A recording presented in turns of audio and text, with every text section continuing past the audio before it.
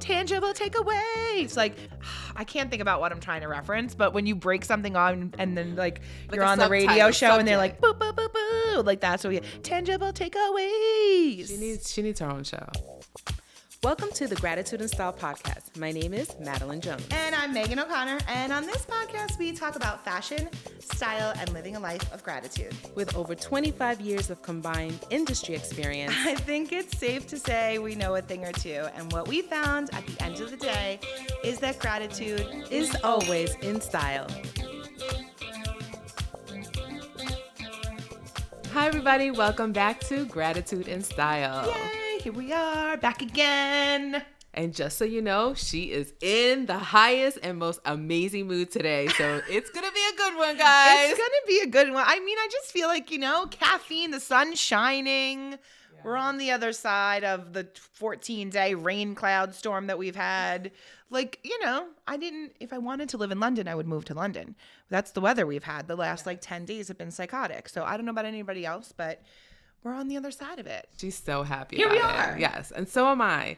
So we are back today because this episode is something that you and I really connected on because our first episode really resonated with so many people. Yeah. We got so many great messages, right? I was I don't want to say I was shocked, but I kind of was. I was like, wow, because sometimes I feel like these episodes that we do just feel so normal to us. Like, it's so rewarding. Right. To have these conversations be received so well. Yes. And to get the feedback we got. And I think a lot of it has to do with the topic, yes, but also because we are just us, right? And we were kind of giving like, hey, you feeling what we're feeling? Here's like a tangible takeaway. Right. So we wanted to do a couple more tangible takeaways, if you will. So for those of you that did not watch the first episode, we're going to go back and watch it. But just so you understand where this episode is coming from, we talked about restarting, hitting the restart button. Mm-hmm. We talked about refreshing and doing those things that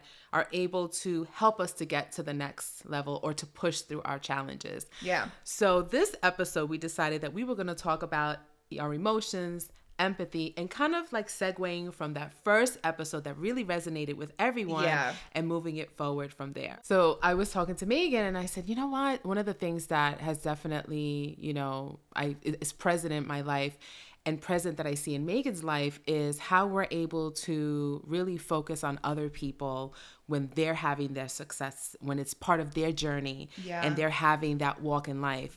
And I've told a story about how I waited 10 years to work for a client. And during that entire 10 years, I went to everyone else's, ambassador parties and all of their incentives. And I was like, yay for you, because it was their season. And when it was my season and I was with that company for like 3 years, that was my season. And I was, very grateful for the opportunity and the fact that I waited those 10 years.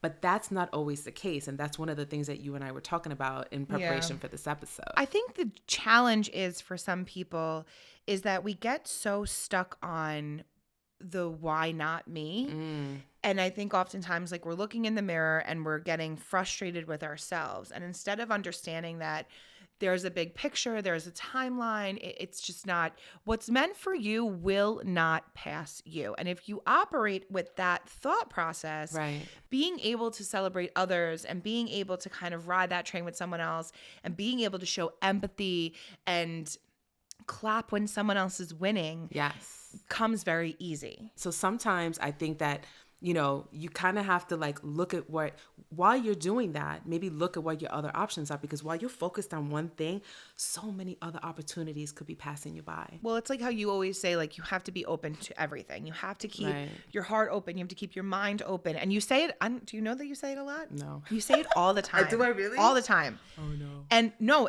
I think it's a good thing. I don't think it's bad. I think it's a really good thing because it's a reminder to anyone who's listening. I'm always listening intently to what you're saying because we're friends and colleagues and I love you and I always want to learn from you. But you say it often and I'm always like, she's right. You have to remain open to anything. The other thing that I loved about the conversation as we move forward from the first episode is trying to create our own little, circle of love, our circle of friends is very much aligned with who we are. And we talked about it in the first episode. And one of the things that you always say is like, positivity breeds positivity. Yeah. That's a really big theme for you. That's something that you say a lot and very often.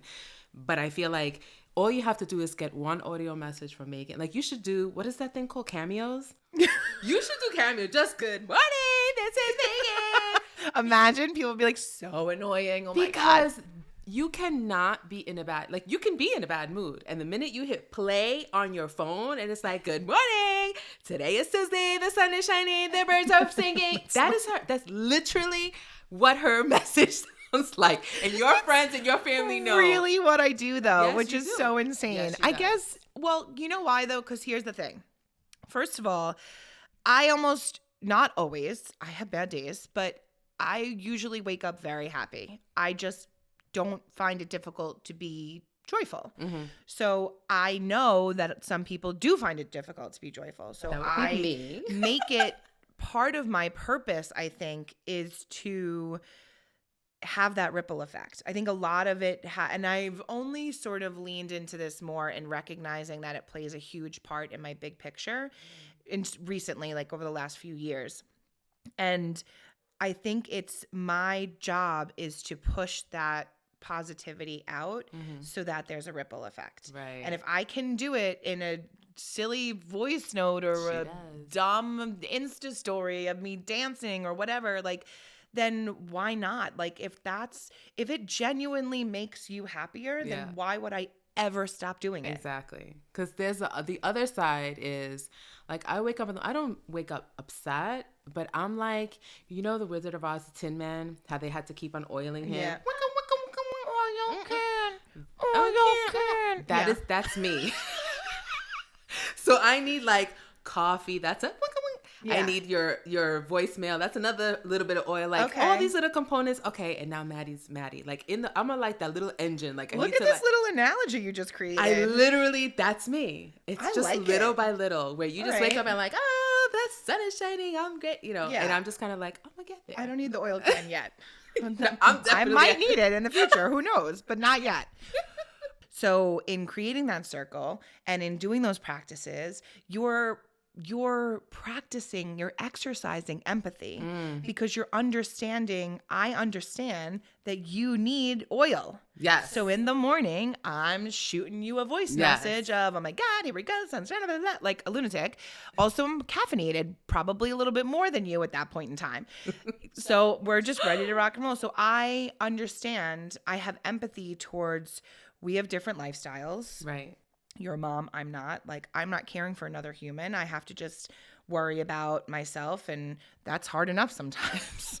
But you know what I mean? So I have empathy for you need the oil. Yeah. And then it makes it so much easier to be like, yeah, I'm going to feed you. You're going to feed me. We're going to bounce off each other. I'm going to celebrate your wins. You're going to celebrate mine. And it becomes this like positive energy that then, like I always say, like ripple effects out. Yes. And like, that's what we're just trying to be happy. Like, why not? Nobody wants to be sitting in the muck. No, also like it just causes more wrinkles. We don't need that. Very, we want happy very wrinkles. true. Yes. Happy wrinkles are good. You want the happy ones. Yes, exactly. I was actually talking to my sisters about it because I think that it took me, my sisters and I are so close. And because I was always like working, I'm the oldest. I didn't really learn how to have friendships until much later in life, like when I met Mia. Mia was the first person that to me, Mia and Fluvia actually. And Fluvia and I like partied. So she was the party friend. Mia was the like, you need to do this. She was a lot different more. Personalities. Definitely different personalities. But I learned how to have friends, like having them in my life. And that's why I feel like even now, how many years later, since I met them, that I'm able to have and develop friendships and have business, because you and I told you this the other day, we met a long time ago, but our friendship developed over time. It wasn't like, oh my God, I love you, twinsies, let's wear the same thing. Like, that's not what it was for us. For us, we got along really great, but it wasn't like all of a sudden overnight we were like BFFs. That's not what it was. I think we had mutual admiration for each other, but what I've loved is the fact that we've continued to be friends, and you've always allowed me grace when I needed time or I couldn't do something or can we change a schedule or something? You've always allowed me grace. And I think that's something that's very much missing when people think about friendships or working with someone. You think about that when you have a significant other because it's what you're supposed to do, or, you're in a relationship with someone. But to me, friendships have so much to do with, and very similar to your relationships in life. And you doing that and showing me that grace, that shows your gratitude, it shows your empathy. So I'm very appreciative of how you're able to kind of, maneuver this crazy life that I have. You know what the other thing, well, thank you for saying that, but the reason that we didn't click besties is we were in two completely different places in our lives. Yeah.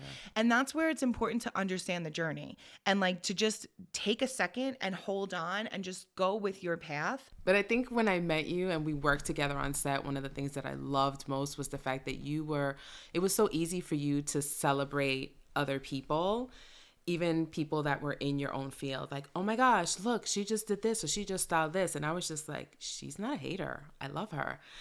Because I think that that's also something that comes with time. I think it's very natural to, if you're a nurse and you start nursing school, with your friend or, with a class, and all of a sudden you see someone excel, like, I want to be that. I want to do that. Why not me? It's so easy to internalize, like you said. But when you live in, I'm walking my path, that's her journey. That's what she did. We don't know, what got her to that place. Yeah. Or got him to that place. So let me concentrate on mine. And I think that that's what we need to do more of. And instead of turning a blind eye and be like, I don't see you, you're not there, I don't see your win, celebrate that win. Yeah. It's okay. It feels weird to me not to. It feels out of character for me to see someone doing something great and not be like, oh my God, that's great. What happens is that we become so competitive in the wrong way. You should be competing with yourself and the version of you yesterday, right? Not your colleagues and your peers who could be elevating you and inspiring you and motivating you. Yeah. Someone else's win is only helping me. Right. I am a big preacher of positivity breeds more positivity. Celebrating someone else only will bring you more joy and therefore open you up to more opportunities. You're just blocking yourself. Right. The struggle is that we don't realize that the most important thing is to push through. So even when you're having a rough day, or even when you're off to a rough start and you're not yet there on the reset button, and maybe you didn't do your breathing exercises from episode 1, and you're struggling, and it could be in the smallest of instances, whether it's big or small. When you're struggling, push through, push yourself a little bit and try to find that silver lining, the positivity, the empathy, because when you exercise in those moments, when you move those muscles of grace and gratitude and empathy and kindness, it becomes easier to get through that difficult part. Right. And I think that when it feels a little uncomfortable, because I think that's what stops people from doing it. It doesn't always feel good. It really doesn't. Yeah. Just to be really honest, there's been times that things have happened and I'm like, this doesn't feel right, or I am feeling jealousy. Why am I feeling jealousy? Yes. Or why am I feeling this? Just to be really honest, I've had to push through those moments where I had to recognize in myself, I had to look at myself and say, I don't want to feel this way. Same. I should be happy, or I should be appreciating, when I should be showing empathy, and I should be living in gratitude. But I'm feeling, and you have a choice at that point. Yeah. You can either stay like this and not look at what other people are doing, or stay in your non-gratitude little, circle. Or you can say, I'm going to push through. I know it doesn't feel good right now, and I am feeling uncomfortable, or I am feeling jealousy. It feels off. But it does. But if you push right through it, you just got to go right over the line. Yeah. That one toe over the line, that ripple effect happens. But I think recognizing that emotion, recognizing that you don't want to feel that way, because you're really questioning your self-value at that point. You have so much self-doubt when you're feeling jealousy for other people or other situations. So I think that when things happen, my child is, and, she speaks 3 languages and whatever, and I'm just like, my poor baby, we're trying to get her to have one full sentence. You know what I mean? And I can talk about it and not cry now. Yeah. But at one point that hurt. Comparison is the thief hurt. Of joy. But now her 3 languages I can celebrate, and Madison's 1 sentence, I can celebrate it on the same level. Hell yeah. So that is what I had to get myself to. So I don't think that I wasn't Love that. Practicing empathy is just like sometimes things happen and it's brand new. So you kind of caught off guard. I lost this. I didn't do that. My house started falling around me after I moved in. Literally. But I had to still find grace, even when I had to leave my home and go sit in a hotel and have a house.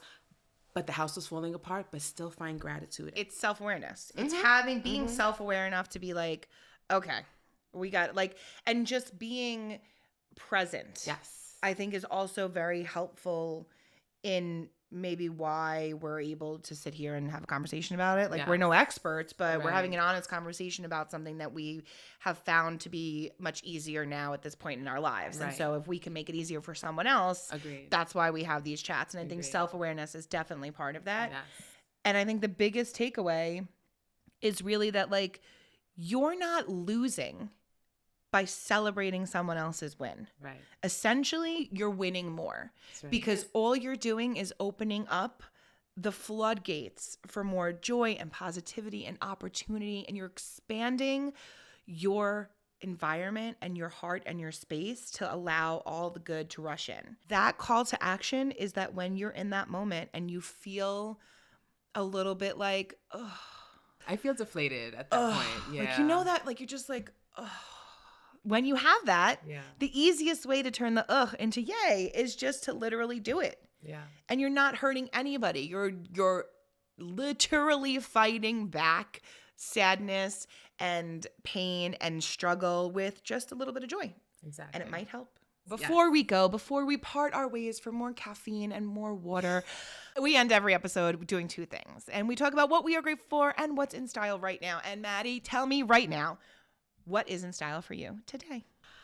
What's for me in style? In style for me is definitely just opening up, the different chapters of my life right now. There's a lot going on right now. She's very busy. I'm very busy, but I'm trying not to stay, overwhelmed, but do the things that I say I'm doing.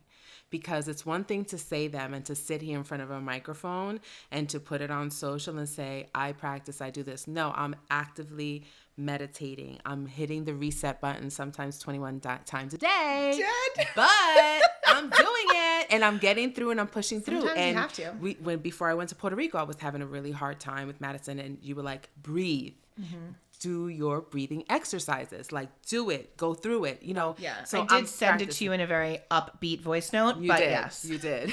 It wasn't like, you better breathe. Yeah. No, she said it very nicely.